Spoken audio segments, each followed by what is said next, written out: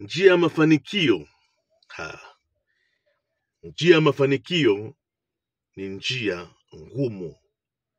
Ina mashimo, milima na mabonde. Ni kama ile njia ya kwenda peponi. Haiwezi kuwa wide, nzuri, yenye lami, hapana. Lazima inakuwa njia ya kukubanabana. Tukisema kubanabana manake inakubana kimaisha.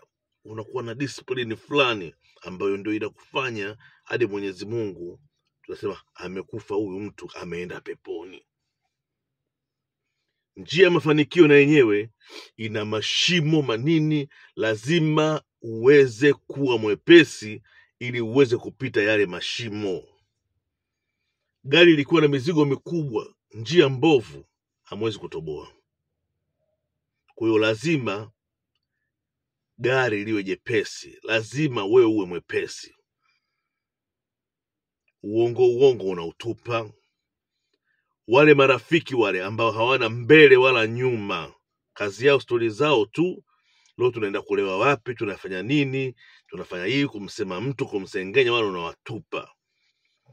Vitu vyote ambavyo vina mpango wote unatupa. Pombe unatupa, bangi unatupa, ulevi wa kupindukia unatupa. Unaachana vitu hivyo, unanyoka, unakuwa na discipline. Basi hiyo ndio njia ambayo itakupeleka wewe kwenye mafanikio. Unaweka focus kwenye mafanikio ufike.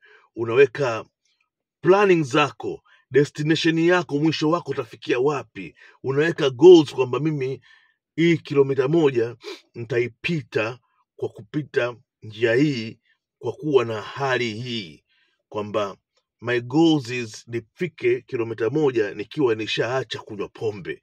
Niende kilomita ya 2 nikiwa nimeshaacha marafiki ambao hawana mpango wote kwangu.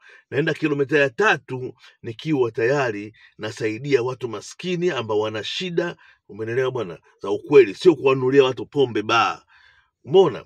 Ile njia ukiweza kuipita vizuri, ukawa na discipline, basi utafikia mwisho na utafanikiwa.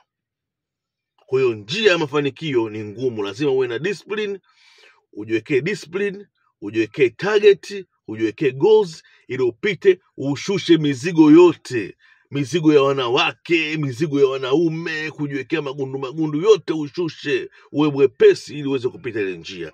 Ivan the Don, naendelea kukumbusha, endelea kusubscribe kwenye channel zangu, ni follow. Kuna mafunzo mengi mazuri sana.